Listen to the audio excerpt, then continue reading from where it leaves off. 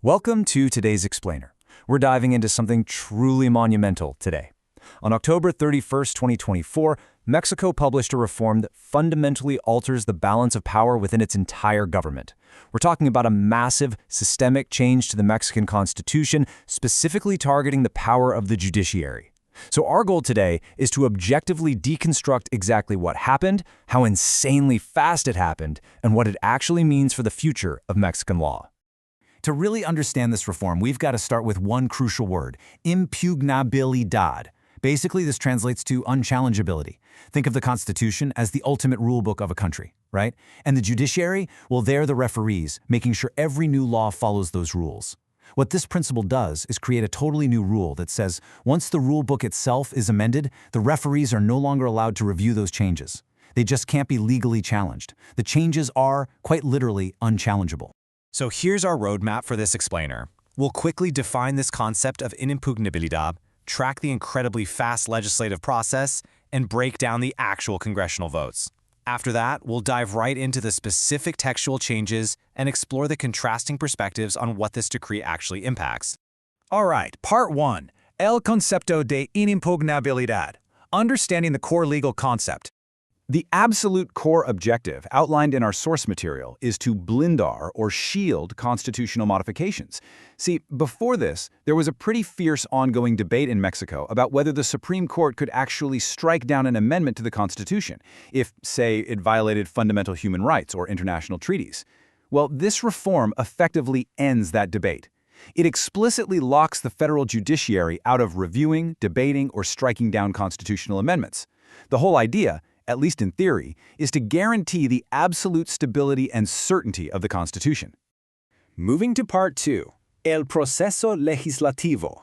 The rapid timeline of enactment. This timeline brilliantly illustrates just how fast political will can move. The initiative was presented jointly by key senators and deputies on October 22nd. By October 24th, literally just 2 days later, it was approved by the Senate. 4 days after that, on October 28th, the Chamber of Deputies gave it the green light. And by October 31st, it was officially published. I mean, that is exactly 9 days from its initial presentation to becoming the supreme law of the land. It's a breathtaking pace for any constitutional amendment. Section 3. Los votos del Congreso. Visualizing legislative dominance. So, to amend the Mexican Constitution, you need a qualified majority, which means 2/3 of the lawmakers present. In the Chamber of Deputies, the lower house, the ruling party and its allies commanded a massive supermajority. They cast 339 votes in favor. The opposition parties voted overwhelmingly against it, but they could only muster 133 votes, with one single abstention. The numbers clearly show a heavily consolidated legislative power. Now, let's look at the upper house and see how this builds. In the Senate, the trend is pretty much identical. The ruling coalition secured 85 votes in favor, while the opposition registered 41 votes against. Again, the minority opposition just completely lacked the numbers to slow down or block the initiative. The legislative dominance was absolute in both chambers, and that's what ensured such smooth and immediate passage. Okay, Part 4. Cambios a la Constitución. The actual textual changes to Articles 105 and 107. We actually see two very specific modifications here. In addition to Article 105 shuts down institutional challenges. This means mechanisms known as controversias constitucionales and acciones de inconstitucionalidad can no longer be used against constitutional reforms. On the other side, a reform to Article 107 shuts down individual challenges. The famous Mexican legal protection known as the juicio de Amparo, which everyday citizens use to protect their fundamental rights, is now strictly prohibited from being used against additions or reforms to the Constitution.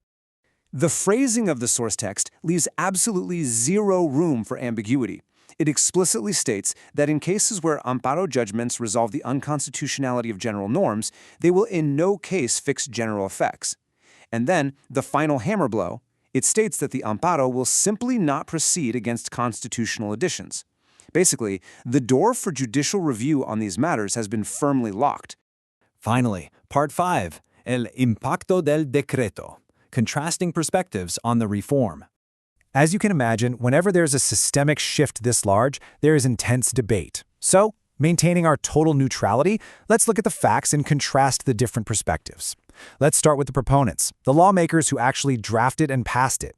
Their argument is rooted in Article 135 of the Constitution, which outlines how the Constitution gets amended. They argue that because this process requires 2/3 of Congress and the majority of state legislatures, it is the ultimate expression of democracy. As they put it, this process reflects the sovereign will of the people. Building on that, the proponents argue that the power to alter the supreme law belongs exclusively to this reformer power. Therefore, they say it's completely illogical for a judge, who isn't an elected body in the exact same way, to use subjective interpretation to strike down the sovereign will. As the legislators stated, in them is deposited the trust of the preservation of our constitutional text. In their view, this reform doesn't break the system at all. It just clarifies that the highest elected power cannot be vetoed by the courts. But on the flip side, it's really interesting how legal analysts view this exact same action. The critics are raising some severe red flags. First off, they argue this eliminates the only jurisdictional mechanisms that could actually limit the power of elected officials. Second, they warn that by removing the judiciary's ability to act as a check on the legislature and executive, this breaks the fundamental balance between the three branches of government. And third, they point out that if a future constitutional reform happens to violate internationally recognized human rights, citizens now have no domestic legal recourse. The safety net, they argue, has basically been removed. So, where does this leave Mexico today? The source text concludes that while this reform aims to theoretically reinforce the stability of the Constitution by keeping the text completely safe from judicial interference, it sets up a profound structural shift. The immediate result is a newly empowered Congress and an intentionally limited judiciary. However, the true long-term impact of this unchallengeability will ultimately be tested in the courts as future cases try to navigate these brand new boundaries. Which leaves us with this final, lingering question to ponder. How will future jurisprudence evaluate the true impact of this reform on the balance of powers and the protection of fundamental rights in Mexico? The rules of the game have officially changed, and for sure, the world will be watching to see how it plays out in practice. Thank you so much for joining me for this explainer today. I hope it gave you a clear, focused understanding of these major changes. See you next time.